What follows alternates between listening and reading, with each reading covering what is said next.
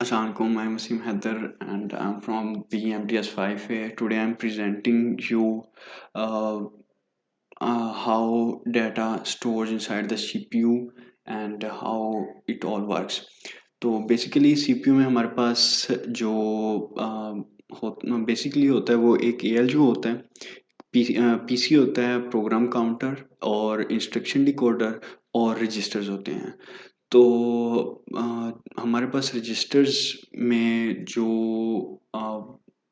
Programme आ रहा होता है, इंस्ट्रक्शन डिकोडर उसे डिकोड करता है और प्रोग्राम काउंट करके करते हैं और एएलयू डिसाइड करता है कि किस तरह से इस प्रोग्राम को मतलब डिसीजन किस तरह से उस प्रोग्राम का लेना है। तो जैसे कि हमारे पास ये एग्जांपल है, मैं आपको इस एग्जांपल से कोशिश करता हूँ। अभी हमारे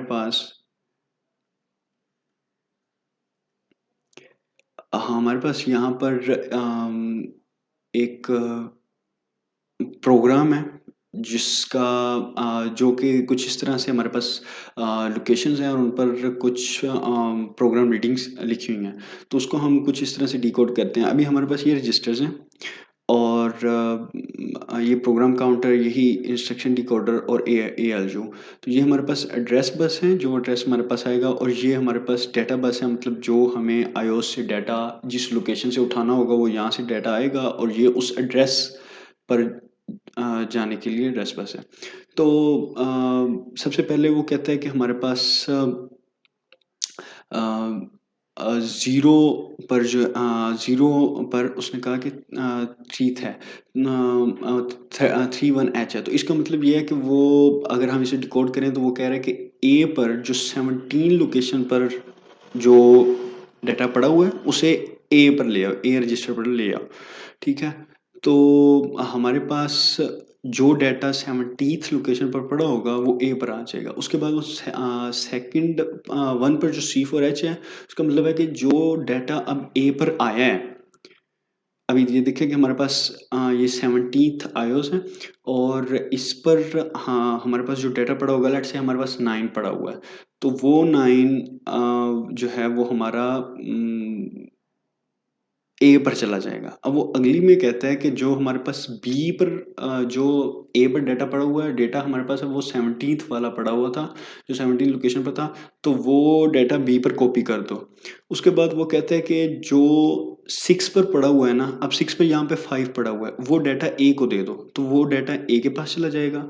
और फिर वो उससे अगली इंस्ट्रक्शन में कहता है कि ए और बी को ऐड करके ए में स्टोर कर दो। तो जो अब ए पर 5 पड़ा हुआ था, बी पर 9 था, तो वो दोनों को ऐड करेगा और ए पर स्टोर कर देगा। और उसके बाद वो कहता है कि जो हमारे पास 7th लोकेशन है उस पर ए वाला डाटा ट्रांसफर कर दो।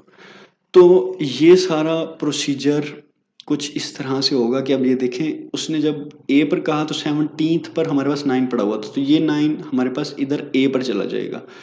जब ये ए पर जाएगा तो उसके बाद दूसरे में वो 9 जो है, अब ये डाटा बस इस ए वाले को बी पे ट्रांसफर कर देगा। ठीक है, तो हमारे पास बी ट्रांसफर हो जाएगा और फिर उसके बाद ये दोनों आपस में ऐड हो जाएंगे। और इसी तरह से आगे आगे इंस्ट्रक्शन डिकोडर इस कोड को डिकोड करेगा और प्रोग्राम काउंटर उसको आगे आगे 0 1 2 3 4 चलाता जाएगा।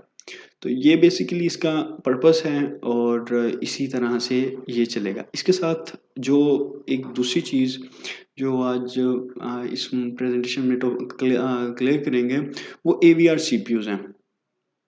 तो AVR CPUs में और इनमें थोड़ा सा फ़र्क ये है कि उसमें जो है वो सिंपल प्रोग्राम जो है वो हम रन करेंगे और डाटा मेमोरी एक्सेस होगी। ठीक है, तो AVR CPU जनरली एक ALU होगा, CPU होंगे, रजिस्टर्स होंगे, PC रजिस्टर्स होंगे और प्रोग्राम काउंटर और इंस्ट्रक्शन डिकोडर। यहाँ पर अब जो PC रजिस्टर्स हैं, एक तो जनरल पर्पस रजिस्टर होंगे जैसे वहाँ थे 0 से 31 तक, और एक ऐसे रजिस्टर होंगे जो मतलब इसका काम कर रहे होंगे कि जो हमारा प्रोग्राम की डिसीजन मेकिंग हो रही है, उसमें जो हमारे पास जो जो फंक्शन फ्लैग होता जाएगा वो आगे आगे ALU के पास रन होता जाएगा। अब इसको प्रोग्राम करने की यहाँ पे कह लें कि जो हमारे पास टर्म्स हैं, जो हम इसको एक सिंपल कोडिंग वे है करने का, तो वो यहाँ पे डिस्कस है कि हमारे पास एक लोड इमीडिएट की टर्म होगी और उससे हम हमारे पास एक ये RD जो है ये वेरिएबल है, R रजिस्टर और D वो वेरिएबल मतलब वो लोकेशन, और K यहाँ पर वैल्यू होगी, कांस्टेंट होगा। तो जब हम ये लिखेंगे ना LDI लोड इमीडिएट, तो जो रजिस्टर की एड्रेस है जो भी यहाँ पर होगा R1 R0 से लेके R31 तक, उस पर ये K की वैल्यू जो है वो चली जाएगी, वो उस लोकेशन पर चली जाएगी। अब जैसे कि ये एग्जांपल है, यहाँ पे उसने लोड इमीडिएट की जो है ना वो यूज़ की है टर्म, और उसके बाद R16 वो कहते हैं इस लोकेशन पर ये जो 53 है ये मैं जो है ना वो रखवा रहा हूँ, तो R16 इज इक्वल टू 53 हो जाएगा, और इसी तरह R19 है वो 27 के। अब हम इस पर लोकेशन भी मतलब कर सकते हैं कि जिस तरह से इसके डिफरेंट तरीके हैं, आप इसको कांस्टेंट भी दे सकते हैं, आप ये 0 क्रॉस 27 दे सकते हैं। अब इस पर जो डाटा पड़ा होगा वो R23 में आ जाएगा, ठीक है। और इस तरह से आप बाइनरी नंबर्स में भी इसको डाटा सेव करवा सकते हैं। इसके साथ कुछ अरिथमेटिक कैलकुलेशन है। अब हम यहाँ पर ऐड की जो है वो कमांड यूज़ करते हैं, और इससे सिंपली दो जो वेरिएबल्स हैं उनको हम ऐड कर देते हैं, और वो वैल्यू RD में स्टोर हो जाएगी। RD is equal to RD plus RS, और इसी तरह मल्टीप्लेक्सिंग जिस तरह हमारे पास R25 और R9 है, इनमें जो वैल्यू सेव होगी ना वो दोनों आपस में ऐड होंगी, R25 में स्टोर हो जाएंगी।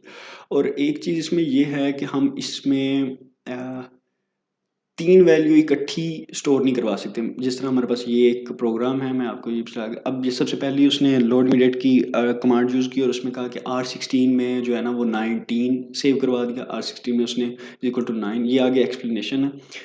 R20 में उसने 95 करवा दिया। अब उसने कहा कि R21 में 5 जो है ना वो सेव कर दो, तो उसके बाद उसने ऐड की कमांड यूज़ की और कहा कि R16 और R20 को ऐड करके R16 में स्टोर कर दो, और उसके बाद फिर उसने R16 और R21 को ऐड करके R16 में स्टोर कर दिया। अब आप ऐसा नहीं कर सकते कि आप तीनों को इकट्ठा यूज़ कर लें, क्योंकि ALU डिपेंडेंट है कि वो सीक्वेंसली 2 को चला सकता है, तो इसलिए हम 3 को इकट्ठा नहीं कर सकते।